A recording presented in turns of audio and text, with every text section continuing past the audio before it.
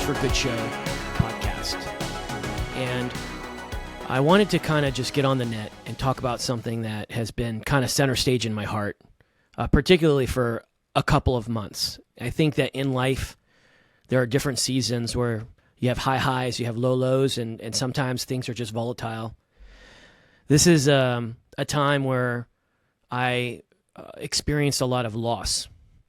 I'm not going to get into specifics, what that entails, but I will tell you that when it's a struggle, the struggle is very real. And today's topic is going to be on abandonment. I wrote this big list of what breaks your heart. So first, I want to talk about those pieces, as we're going to be discussing many of them on every time I get on the net. And I'm going to tell you that there's nothing worse than a broken heart. There are many things in life that can really, really hurt you. And so I did this big list one night when I was just kind of trying to figure out what's wrong, and I think through all my years of living on this earth, from being born in downtown Los Angeles, going through just living in harsh environments and not having a father figure in the home, and just kind of running, moving from one place to another, and just dealing with making really poor decisions. I found myself isolated a lot when I was a kid. And I'll tell you that growing up, I found myself isolated as kind of growing up, and even till today, dealing with the war, dealing with personal relationships, dealing with family, dealing with partners, dealing with, business. I really struggle with being alone. So I made this list, and I assure you that many of what I'm going to talk about right now will resonate with you, and some more than others. Here's this big list of all the things that I feel I struggle with. It's so be prepared. Grab yourself, a cup of coffee or something. I have mine right here. One of the very main important things that I need in my life: coffee.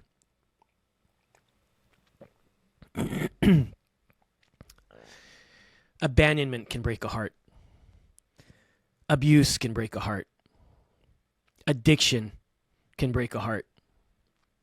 Alcoholism can break a heart. Anxiety can break a heart. Betrayal can break a heart. Cheating can break a heart. Dishonesty can break a heart. Divorce can break a heart. Drugs can break a heart. Fear can break a heart.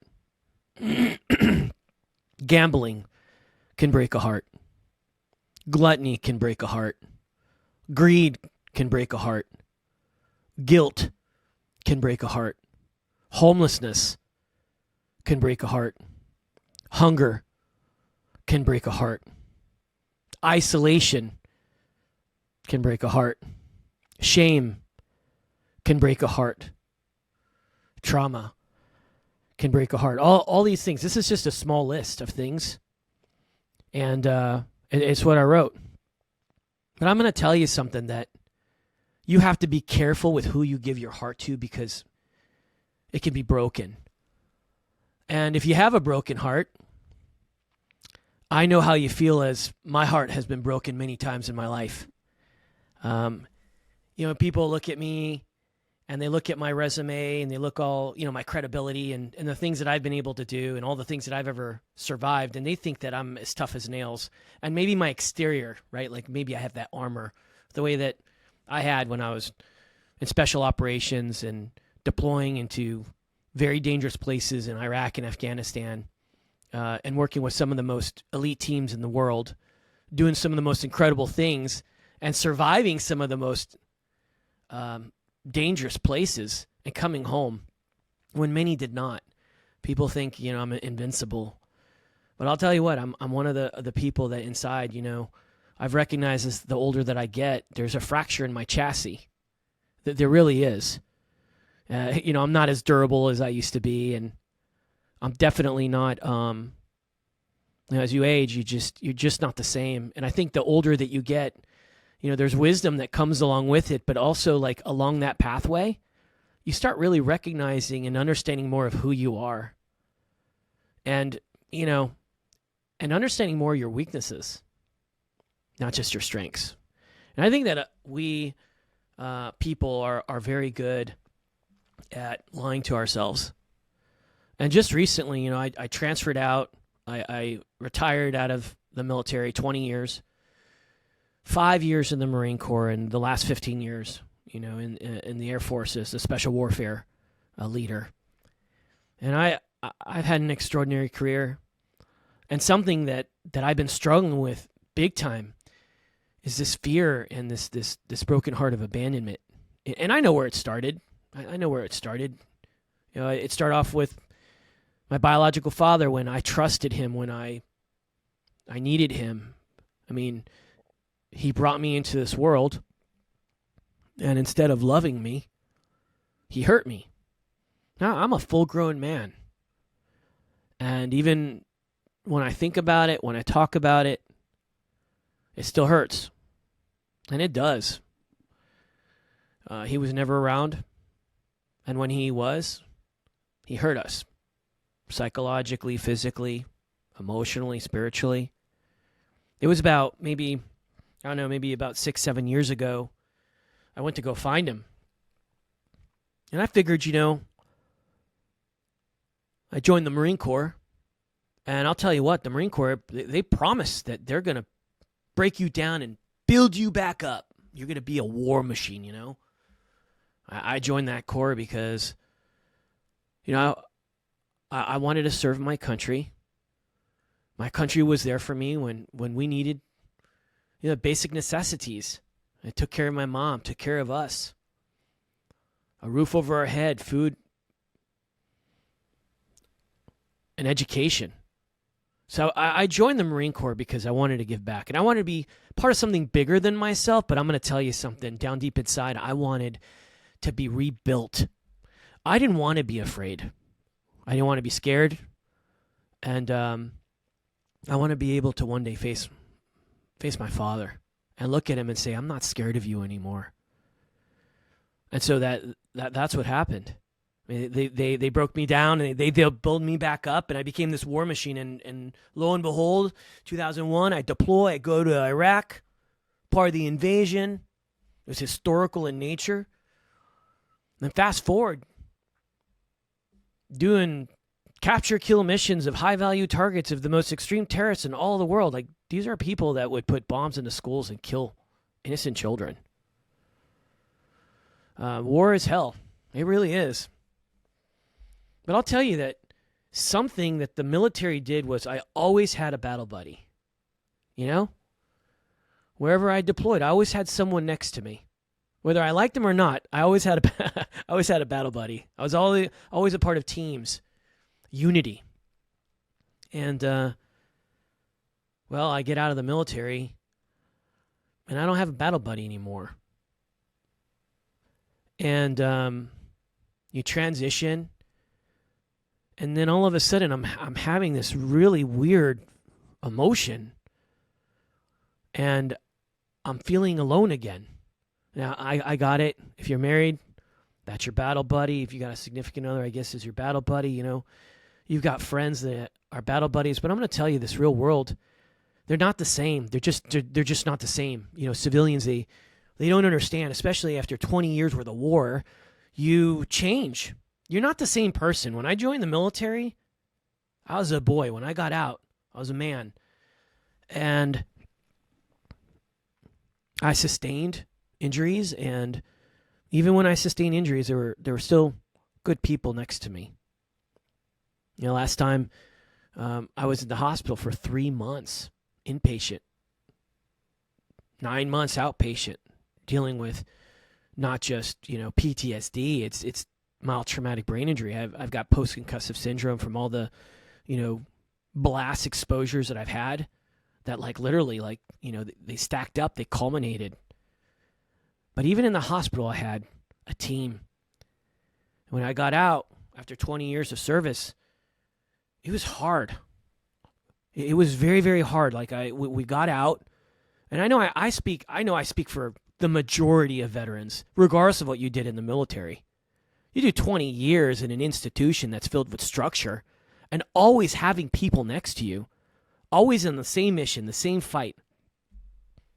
And then one day when you get out, it's just not the same. I think that's why people say that they lose their identity. It's, associated with their uniform, their service, and then they get out and they don't have that anymore. Hey, even for me, I found a new mission, combating the suicide epidemic for my brothers and sisters who need help. They need help. I'll be the first person to tell you, I'm not afraid to admit it. I struggle. I am constantly doing maintenance. Constantly. You look at some of the major issues that a lot of the veterans are dealing with. It's not just PTSD, mild traumatic brain injury, chronic pain, insomnia, moral injury. Many of us drink too much. Alcohol has been part of the culture. And we allow it to become a major component in our lives. And we self-medicate. I've been there. I know what it's like. And so you get out, and then your family, it's hard to have a family that understands. I have a 16-year-old son that I love tremendously. And I wasn't there the majority of my life, of his life. I wasn't there. I was in Afghanistan. I was in Iraq. That's where I was. And if I wasn't deployed, I was training.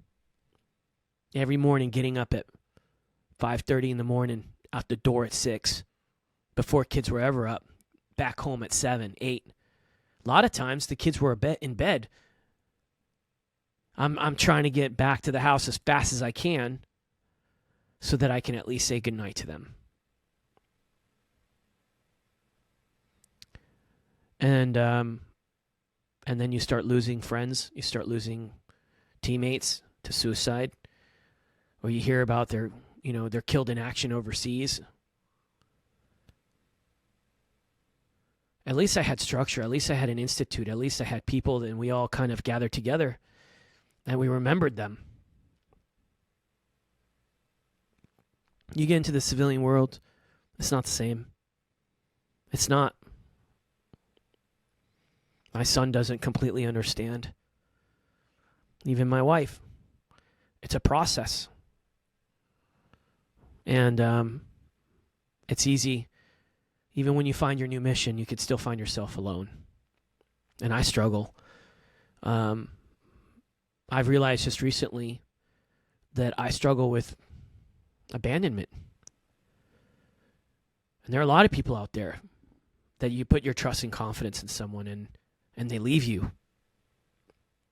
But even worse, not only do they leave you, but they hurt you and then they leave. And this is something that I've been hurting big time about.